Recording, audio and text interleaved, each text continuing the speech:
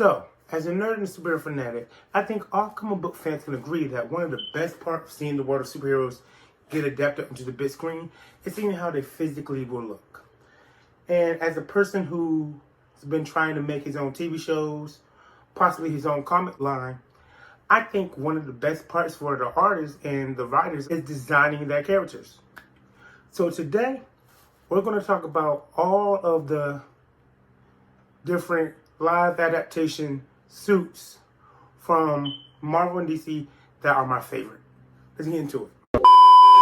All she ever says, come and see me for once. Come and see me for once. You don't ever come to me. Yeah. You don't ever come to me. Yeah. All she ever says, come and see me for once. Come and see me for once. You don't ever come to me. Yeah. What's up, guys? Before we get started, I thought I should let you know that in this episode, yes, I will be doing both live adaptation shoots of Marvel and DC. However, I will be starting with DC first. I will try my best to put the timestamp up there, but I just wanted to let you know. Also, this is based off of my preference. So if you don't technically agree with me, that's fine. It's just based off of the personal suits that I personally enjoy. But with that being said, let's get into it.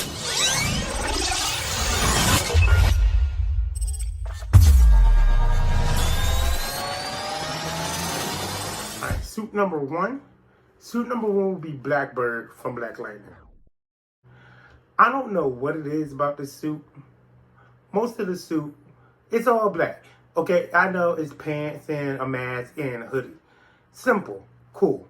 But this suit really helps her identity as being secretive and being more of a stealth type hero. And I really like that. Suit number two comes from the Green Lantern movie. I don't know if it's for being biased, because the Sinestro Corps has always been my favorite corps above the Green Lantern suits. But the yellow suit, whether it be GCI or not, this suit is amazing to me. I love this suit at the end credit, and it's a shame we only got to see it one time. Suit number three is another one from Black Lightning, and that's the Painkiller suit.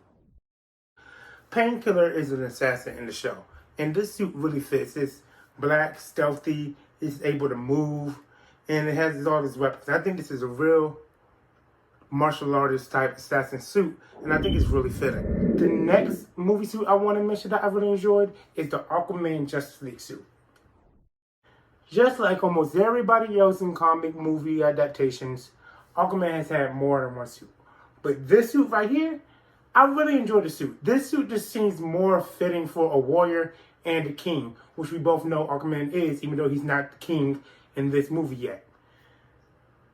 A lot of people don't like this suit. A lot of people actually like the orange suit. I hate the orange suit in the comics and in the movie. When I tell you this suit is hideous to me, I hate this fucking suit. He looks stupid. He looks like a damn toy. You are a toy! You're an action figure! You are a child's plaything! I hate this fucking suit. Suit number five. Suit number five will be the Green Arrow suit from season 4 of Arrow. There's a lot of problems with the suits I had with Arrow. Season 4 suit is probably the only suit I really enjoyed, because it's actually fitting and comic accurate. It seems like it's more durable and more fitting for him to be able to move around in, fight, and shoot an arrow with.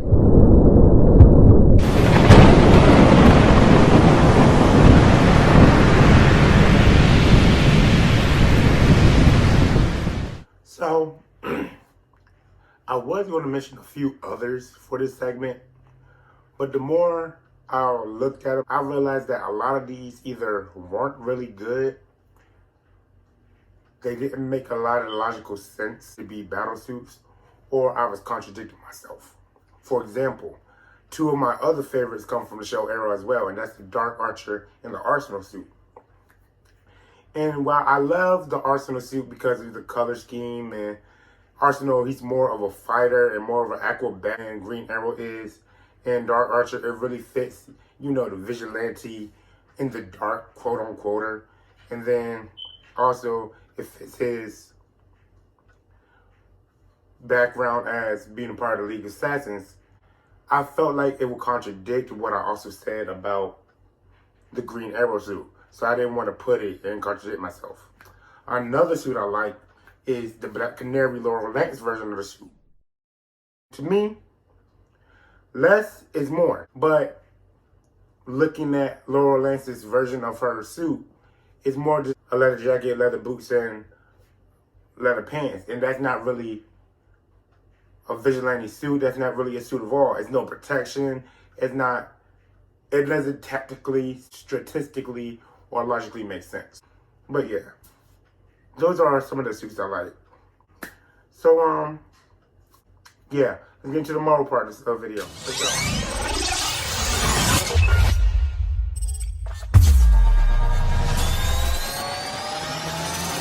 Okay, so my first mention for Marvel suits is going to be Iron Man's nanotech armor. I feel personally, this suit is amazing. It looks amazing. It acts amazing. I feel like this is the perfect suit for a man of his caliber. The building offensive and defensive suit. I feel like this is the ultimate weapon for anybody who's a man who's not really used to combat, but he uses more of his science and technology skills. So I feel like this is the perfect suit for him, and I loved it. My second mention for Marvel suits is going to be one of my favorite suits of all time in the MCU, and that's the Black Panther Civil War suit.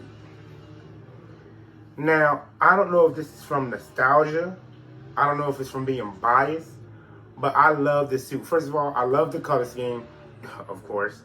Second, Black Panther, for everybody who knows, Black Panther is my favorite Avenger ever. Not just in the MCU, but in Marvel Comics. I love his background, I love his story and everything. First of all, the helmet, I love the helmet design. I love this helmet design way better than I love the second helmet design from the second suit.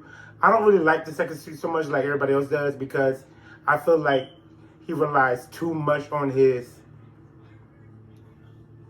charge up kinetic ability from when it takes impact.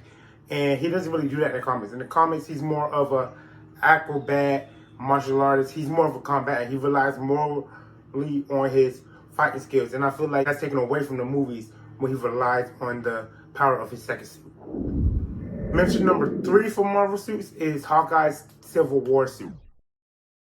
Hawkeye's had 4 different suits, but this one right here, this one is amazing. Not only does it fit his color scheme from Avengers Assemble, but it gives him more of the Archer criteria, you know, having one sleeve able to pull back on the string and release your arrows. And it helps him also move for his bow staff fighting and more. Mention number 4 for Marvel suits is the Spider-Man nanotech suit. A lot of people don't like the suit because it wasn't built by Peter himself. He relies too much on Tony, Iron Man Jr., blah, blah, blah, blah, blah. Shut up. Shut the fuck up. God, shut up! Everyone just shut the fuck up! I personally love this suit because you gotta think about it. In the MCU, he's a beginning hero. He doesn't really have any experience with making suits, with fighting or anything.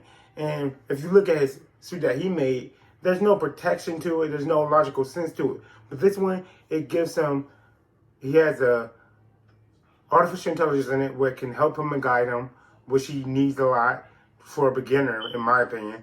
It has different web modes. It has the night vision and more that it can give him. Seems more fitting for a person who's beginning. Now, my next choice is definitely off nostalgia. Because even though the movies were terrible, I gotta say, I really love the original Generation 1 X-Men movie suits. One of my favorite comic lines is the Ultimate X-Men comic line. And these are very, very reminiscent of the Ultimate X-Men comic lines. So, they had to join the list. Suit number 2 will be the Yellow Jacket suit from Ant-Man movie. I like the design of the suit, even though it's not comic accurate to Yellow Jacket. I really like the design of this suit. I just like the design of the suit. Not really much to say about it. I like the design of the suit. Where most of DC suits were able to be justified because of the type of hero they were, Most of these suits from Marvel, I really just like the design. And the next few ones I'm about to mention, I like simply because either the design or what they mean. For example, my next mention is Captain America's Nomad suit. I like it because even though it's just one of his ragged up suits, he's running away from the government, but he's still fighting for freedom in his country. And I like that about him. My next mention is going to be Thanos' armor. This armor, man, it just looks so badass, bro. Thanos look like that guy in this armor. Thanos, like he's gonna fuck everybody up. And of course, he did. But this armor, I just like how the color scheme looks. And I love how it emphasizes, not only does it emphasize how much of a warrior Thanos is, but it also emphasizes that ruler of the world thing that Thanos was going for. Next mention, even though it's not comic accurate and they changed his character completely, well, not completely, they changed his character a little bit. I love how Vulture's design is for Spider-Man Homecoming. But yeah, those were my favorite suits between Marvel's adaptation and DC live adaptations. I'll be doing videos about my favorite heroes, favorite villains and stuff later. I'll try to post another video within the next few days. But until then, I'll catch you guys later. Deuces.